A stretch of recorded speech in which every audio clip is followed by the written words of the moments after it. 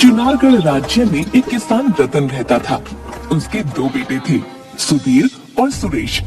दोनों भाइयों का व्यवहार एक दूसरे से एकदम विपरीत था। सुधीर भोला भाला और सच बोलने वाला इंसान था, वहीं सुरेश अपने फायदे के लिए कुछ भी कर सकता था। समय और परिस्थिति के अनुसार वो अपनी ही कही बात को झूठा साबित कर देता था। अपनी बात से ऐसे बदलता था कि गिरगिट भी शर्मा जाए। सुधीर के भोले भाले और सच बोलने के स्वभाव के कारण हमेशा लोग उसका मजाक उड़ाते रहते थे। गुरुजी के पास लौटते समय, सुरेश, तू गुरुजी के पास झूठ क्यों बोला कि माँ बीमार थी, इसलिए तुम घर का सारा काम किए हो? मैंने गुरुजी का घर पर दिया गया काम नहीं किया था। अगर मैं सच बोल देता तो गुरुजी से मार भी खाता और सभी बच्चे मजाक उड़ाते सो अलग। लेकिन इसके लिए माँ को बीमार बताना ठीक नहीं है। अच्छा, तो सच बोलकर मार खाना ठीक है क्या? हम वैसा काम ही नहीं करेंगे कि हमें झूठ बोलना पड़े। दोनों भाई अपनी अपनी बातों को सही ठहराते हुए घर आ जाते हैं।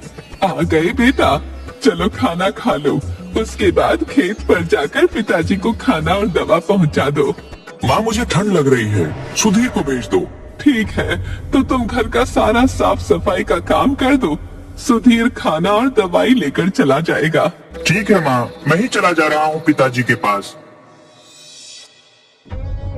ये ले और खाना खाकर जल्दी जा, वैद्य जी ने कहा है कि समय पर दवा देनी है।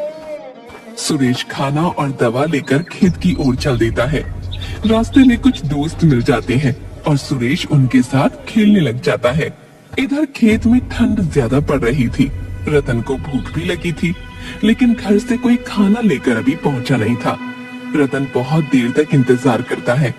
उसके बाद पानी पीने के लिए बगल की नदी के पास जाता है। तभी उसके दिमाग में एक झटका लगता है और उसे पैरालिसिस मार देता है। वो वहीं गिर जाता है। थोड़ी देर बाद वहाँ सुरेश पहुँचता है। पिताजी, पिताजी आप कहाँ हो? आपके लिए खाना और दवा लाया हूँ। ओह, पिताजी किधर हो? बोलते क्यों नहीं? अरे, ये ऊ आ की आवाज किधर से आ रही है? पिताजी, क्या आप ही बोल रहे हैं? सुरेश दौड़कर रतन के पास पहुंचता है। अरे पिताजी, आपको क्या हो गया? आपका हाथ पैर कैसे मुड़ गए हैं? अरे कोई बचाओ! रामू काका, हरिया भैया दौड़ कर यहाँ आओ। देखो ना पिताजी को क्या हो गया। खेत पर काम कर रहे सभी लोग वहाँ दौड़कर पहुँचते हैं। किसी तरह रतन को टांग कर घर लाया जाता है। घर पर सुनीता रोने लगती है। घर में कोहराम मच जाता है। वैद्य जी आते हैं और बताते हैं कि रतन को पैरालिसिस का अटैक आया है। कुछ दवाइयाँ देकर वो चले जाते हैं। अगले दिन सुबह, देखो बेटा, पिताजी से अब काम तो होगा नहीं, इसलिए अब खेत पर काम तुम दोनों को ही करना होगा। भैया हमेशा पिताजी के साथ खेत पर जाते थे, इसलिए वे ही खेती करेंगे। मैं मंडी में अनाज बेच आऊंगा। सुरेश ठीक कह रहा है माँ, मैं खेत पर चला जाऊंगा। पिताजी के दवा के लिए पैसे चाहिए। सुरेश, कोठरी में जा, अनाज पड़े हैं और उन्हें मंडी में बेचा। ठीक है भैया, मैं उसको 4 गुना कीमत पर बेच आऊंगा। झूठ और बेईमानी मत करना। दूसरे दिन सुबह सुरेश मंडी में जाकर लालची सेठ करोड़ी मल से कहता है, सेठ जी, आपके लिए ऐसा माल लाया हूँ कि आप दंग रह जाओगे। ऐसा क्या लाए हो कि इतना गुप्त से बता रहे हो? मेरे पास 3 क्विंटल ऐसे मकई हैं जिसे खाकर आदमी अमर हो जाएगा। वह जिस उम्र का है उसी उम्र में रह जाएगा। अच्छा, पर मैं विश्वास कैसे कर लूं कि तुम्हारी मकई खाकर अमर हो जाऊंगा? अच्छा, विश्वास नहीं हो रहा हो तो ठीक है, मैं दूसरे सेठ से इसे बेच देता हूँ। वैसे भी उस सेठ को ज्यादा जरूरत है, वो कई दिनों से बीमार भी है। उसके रिश्तेदार तो चाहते हैं कि जल्दी मरे ताकि उसकी जीवन भर की संपत्ति को हड़प सके। अरे अरे, तुम तो नाराज हो गए। आजकल के नौजवानों में यही एक समस्या है, बहुत जल्दी उत्तेजित हो जाते हो। तोल मोल तो मेरा पेशा है। कितने में दोगे ये जादुई मकई? 7,000 मोहरे प्रति क्विंटल के हिसाब से पूरे 21,000 मोहरे लगेंगी। क्या 30,000 मोहरे प्रति क्विंटल मकई की कीमत 7,000 मोहर? धीरे बोलो सेठ, कोई सुन लेगा तो पीछे पड़ जाएगा। ठीक है सेठ, मैं चलता हूँ। आपकी जान की कीमत 30 मोहरे लायक ही है। दूसरे से 30,000 मोहरे आराम से दे देंगे इसके। अब बेटा तुम उत्तेजित बहुत जल्द हो जाते हो। अब मैंने कहा थोड़ा बहुत कम कर दो। अरे सेठ चलो 20,000 मोहरे लगेंगी। अगर हाँ वो तो बोलो, नहीं तो मैं अपनी बैलगाड़ी आगे बढ़ाऊंगा। एक पल रुको भाई, मैं अपने साला से पूछ लेता हूँ। अच्छा सेठ जी एक बात बताइए कि आपका बेटा आपका व्यापार आपके बाद संभाल लेगा? अरे वही ठीक होता तो साला को बुलाता कारोबार संभालने के लिए। यानी आपके बाद आपके साला आपके जीवन भर की पूंजी का मालिक होगा। अच्छा आपका साला मूर्ख है क्या? क्या बकते हो? वह व्यापार को दिन दुनी और रात चौगुनी बढ़ा सकता है। उसे हर नाफा नुकसान का ज्ञान है। तो वह चाहेगा कि आप अमर हो जाएं और वह जीवन भर आपके यहाँ नौकरी करे। नहीं नहीं, कभी नहीं चाहेगा। वो तो चाहता है कि कब मैं आंख बंद करूं और वह मेरे बेटे को बेदखल कर राज करे। ऐसा करो तुम 20,000 मोहरे लो, मैं अपने आदमी से बोरिया उतरवा लेता हूँ। तुमने बहुत ज्ञान की बात बताई है। अब एक और ज्ञान की बात सुनो सेठ जी, ये मकई जादुई है, ये किसी को पता नहीं चलनी चाहिए, नहीं तो कोई भी इसे चुरा लेगा और इसके जगह पर साधारण मकई रख देगा। और हाँ, एक एक दाना रोज इसमें से खाना है। सेठ करोड़ी मल से 210 मोहरों की मकई के बदले 20,000 मोहरें ठग कर सुरेश वापस अपने गांव चल देता है। इधर सुधीर अपने खेत पर हल चला रहा होता है। तभी उधर से जग्गी किसान आता है। अरे बेटा सुधीर, मैं जरा अपने बेटे को नानी के घर पहुंचाने जा रहा हूँ, तुम मेरा खेत जोत दो। ठीक है ताता, आप जाओ, मैं आपका खेत जोत दे रहा हूँ। उधर सुरेश मंडी से लौट रहा था तो देखा कि सुधीर जग्गी काका का खेत जोत रहा है। अरे भाई तू यहाँ क्यों काम कर रहा है? अपने खेत का काम पूरा हो गया क्या? नहीं भाई, वो जग्गी काका अपने बेटा को नानी घर छोड़ने गए हैं। उन्होंने कहा है कि पहले मेरा खेत जोत देना। अरे भाई वो तो अपना काम करने गया हुआ है और तू यहाँ अपना काम छोड़कर उसका काम कर रहा है। शाम हो गया है, चला बैलगाड़ी पर बैठ, घर चलते हैं। दोनों बैलगाड़ी पर बैठकर घर चल देते हैं। अरे ये बैलगाड़ी पर मिठाइयाँ और जलेबियाँ किसकी हैं? इतने सारे नए कपड़े कहाँ से आए? अरे इसमें मेरे, तुम्हारे, माँ और पिताजी के लिए कपड़े हैं। उस पतीले में मिठाइयाँ हैं। तुमने अनाज बेचकर शौक के सामान खरीद लिए। इन चीजों की कोई जरूरत नहीं थी। अभी हमारे लिए सबसे जरूरी पिताजी की दवाइयाँ और पौष्टिक खाने हैं। अरे भैया मैं दवा भी लाया हूँ, वैद्य जी के घर होते हुए आया हूँ। पूरे महीने का दवा लेकर आ रहा हूँ। 120 मोहरे वैद्य जी को देकर आ रहा हूँ। दोनों बातें करते हुए घर पहुंच जाते हैं। माँ सुनीता बाहर ही खड़ी दोनों का इंतजार कर रही थी।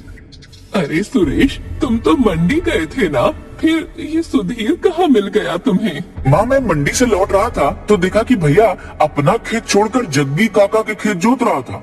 फिर मैं इसे गाड़ी पर बिठा कर ले आया। क्यों सुधीर अपना काम छोड़ दूसरे का काम क्यों कर रहा था? वो माँ, जग्गी काका अपने बेटे को उसके नानी घर छोड़ने गए हैं। उन्होंने कहा कि थोड़ा मेरा खेत जोत दो। अच्छा तो मना कर देते, बोल देते कि मुझे अपना काम है, मैं नहीं कर सकता आपका काम। ऐसे कैसे बोल देता? वह हमसे बड़े हैं, उन्हें हम इस तरह नहीं बोल सकते। माँ देखो, सुरेश अनाज बेचकर सारे पैसे का मिठाइयाँ और दवाई ले आया है। एक भी पैसा घर खर्च के लिए बचा कर नहीं लाया। ये पूरा सामान तो लगभग 500 मोहरों का लग रहा है। सुरेश सच सच बता, तूने ये पैसे कहाँ से लिए?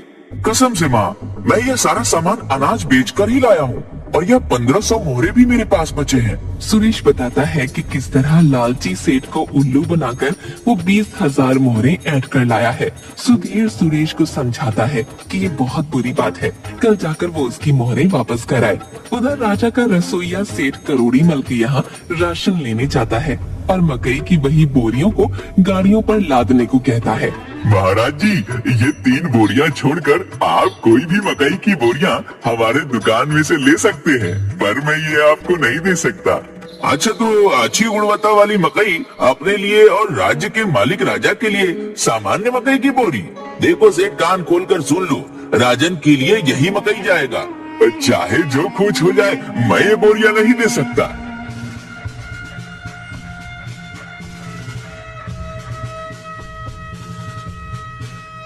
क्या बात है मंत्री जी, ये शाही रसोइया को क्यों यहाँ लाए हैं? महाराज, शाही रसोइया और सेठ करोड़ीमल दोनों बाजार में झगड़ रहे थे। महाराज, ये सेठ करोड़ीमल अच्छे मकई को अपने खाने के लिए रखता है और खराब मकई को शाही भंडार में बेचता है। अब महाराज की जय हो। महाराज, मुझे न्याय चाहिए। मकई की यह 3 बोरियों के अलावा दुकान में जितनी भी मकई की बोरियां हैं, उनमें से कोई भी आप इस्तेमाल कर सकते हैं, लेकिन मैं इन 3 बोरियों को नहीं दे सकता। अच्छा, ऐसी क्या खास बात है इन 3 बोरी मकई में जो तुम हमें ये नहीं दे सकते? महाराज, ये जादुई मकई की बोरियां हैं। इसको सेवन करने से आदमी अमर हो जाता है। वो कभी बूढ़ा नहीं होगा। जिस अवस्था में है उसी अवस्था में रहेगा। इसे हमने किसान से 20,000 मोहरे देकर खरीदे हैं। महाराज, दुनिया में ऐसी कोई चीज नहीं है जो इंसान को अमर बना दे। यह सेठ झूठ बोलकर हमें बहला रहा है। 200 मोहर के मकई को 20,000 मोहर में कौन बुद्धू खरीदेगा? उस किसान को बुलाओ, दूध का दूध और पानी का पानी हो जाएगा। सैनिक सेठ करोड़ीमल के बताए हुए हुलिये पर सुरेश को पकड़कर राजा के पास पेश करते हैं। राजा के पास सुरेश सच सच बता देता है कि वो करोड़ीमल से पैसा ठगने के लिए ऐसा करके आया था। सुरेश, तुमने बेईमानी और चालाकी से सेठ का मोहरे हट लिया है। इस अपराध के लिए हम तुम्हें 3 साल के कारावास की सजा सुनाते हैं। साथ ही करोड़ीमल को लालच न करने का चेतावनी दी जाती है। महाराज की जय हो। मेरा नाम सुधीर है और मैं इसका बड़ा भाई हूँ। महाराज, हमारे गुरुजी बताए हैं कि अपराधी अगर अपनी गलती को स्वीकार कर ले तो उसे सुधारने का अवसर अवश्य प्रदान करना चाहिए। बातें तो बहुत अच्छी और समझदारी वाली करते हो बालक, लेकिन अपराध की सजा तो मिलनी ही चाहिए। क्या कहते हैं मंत्री जी? जी महाराज, आप सही बोल रहे हैं। ठीक है, कल सुबह जो भी पहला 3 लोग मदद के लिए आएंगे, उनकी मदद तुम्हें करनी होगी। तुम्हारे पास 20,000 मोहरों में से 500 मोहरे अपने पास रखकर शेष मोहरों को मदद में लगाने की इजाजत है। दूसरे दिन सुबह पहला फरियादी एक बूढ़ी औरत आती है। महाराज की जय हो। कल रात आंधी में मेरा घर गिर गया, मेरी बकरी भी दबकर मर गई, मेरा कोई नहीं है। अब मैं क्या करूं? कैसे जीवन यापन करूं? बताओ, इनकी मदद कैसे करनी चाहिए? महाराज, इसे 5,000 मोहरे दे देते हैं। सुधीर, तुम क्या कहना चाहते हो? महाराज, मुझे लगता है कि 2 और फरियादी को पहले सुन लेते हैं। हो सकता है कि उन्हें इनसे ज्यादा की जरूरत हो। बहुत अच्छे, और फरियादी बुलाए जाएं। महाराज की जय हो। मैं एक राजमिस्त्री हूँ। मुझे काम 10 दिन बाद मिला है। 3 दिन से बैठा हूँ। 10 दिनों के घर खर्च के लिए कुछ मदद मिल जाती तो बहुत कृपा होती। ठीक है, अभी बाहर प्रतीक्षा करो। तीसरा फरियादी को बुलाया जाए। महाराज की जय हो। मैं एक पुजारी हूँ। मेरे मंदिर की कुटिया में अनाथ बच्चे रहते हैं, लेकिन जंगली जानवरों के आतंक से परेशान हूँ। आप कार्य तो बहुत ही अच्छा कर रहे हैं पुजारी जी। बताइए, हम कैसे सहायता करें आपकी? कृपया मेरे मंदिर के प्रांगण को पक्की 4 दीवारी गिरवाने की व्यवस्था की जाए और बच्चों की देखभाल करने के लिए एक आदमी की व्यवस्था की जाए। अब बताओ, इनकी मदद कैसे किया जाए? महाराज, इन सभी को बचे हुए 19,500 मोहरों में से मोहरे बांट कर दे देते हैं। सभी की जरूरत पूरी हो जाएगी। सुधीर, तुम्हारा क्या विचार है?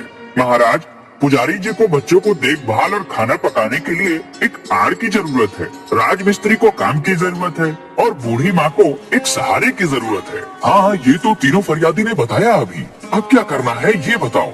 हमें लगता है कि पुजारी जी के अनाथ बच्चों के खाने और देखभाल के लिए बूढ़ी माँ उपयुक्त है। इनका कोई भी नहीं है तो एक दूसरे को सहारा हो जाएगा। बहुत अच्छे बालक, लेकिन राजमिस्त्री के लिए क्या किया जाए? महाराज, पुजारी के मंदिर के प्रांगण के चारों ओर 4 दीवारी बहुत जरूरी है ताकि बच्चे जानवरों से सुरक्षित रहें। राजमिस्त्री को उसी काम में लगा दिया जाए। बहुत अच्छा, सेठ करोड़ीमल के बचे हुए मोहरों को मंदिर में दान कर दिया जाए ताकि उससे बच्चों का भला हो सके और 4 दीवारी के लिए काम आए। वाह, मैं तुम्हारे न्याय से बहुत प्रसन्न हुआ। तुम्हारे भाई का सजा माफ किया जाता है और तुम्हें मंत्री जी का सहायक नियुक्त किया जाता है। हमें ऐसे ही नेक दिल और ईमानदार आदमी की जरूरत है।